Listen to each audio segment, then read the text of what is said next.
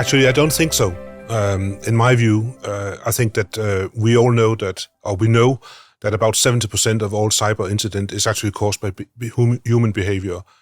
People clicking on a wrong link, not thinking when they're putting in a USB stick in a device.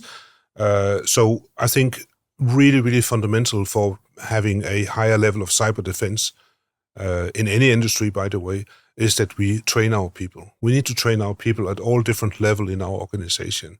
And it's, of course, very easy to train management. They do a lot of training already. But what is really key is that we also train the people that operate our machines so they also think safely when they operate.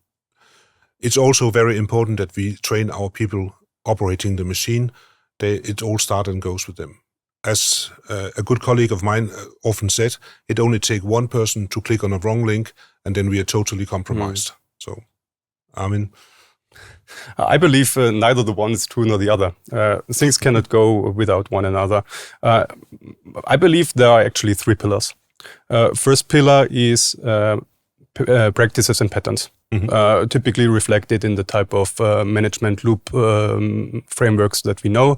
In the handbook, we were referring to the NIST 2, which is maybe the umbrella for exactly that.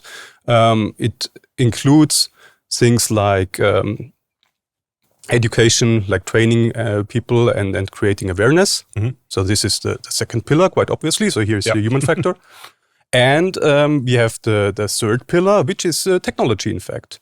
Technology supports in all the different aspects of the management loop, like identify, protect, detect, respond, recover. So this is where technology comes into play.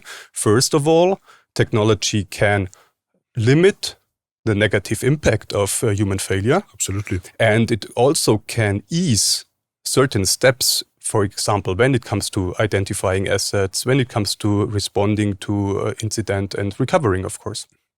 Oh yeah, I completely agree. I mean, of course, it's not a black and white. It's both sides that we have to cover.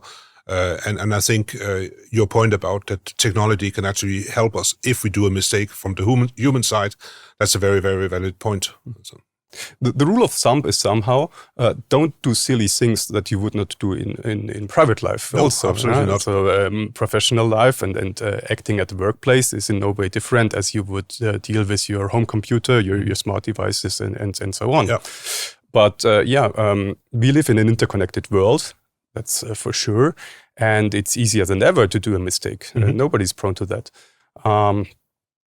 And this is where, for example, things like network segmentation done by a firewall or a router can help, and things like that. Yeah.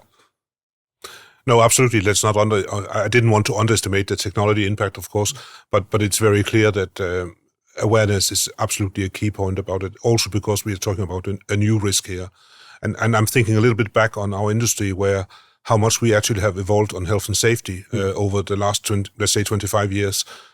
We have taken a fantastic journey, and actually I hope that we can do it faster, but I'm also sure that we will have a journey that we have to take on educating people, making people behave more safe in the whole environment.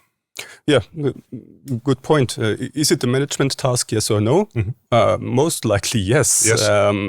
Action needs to start from the very top.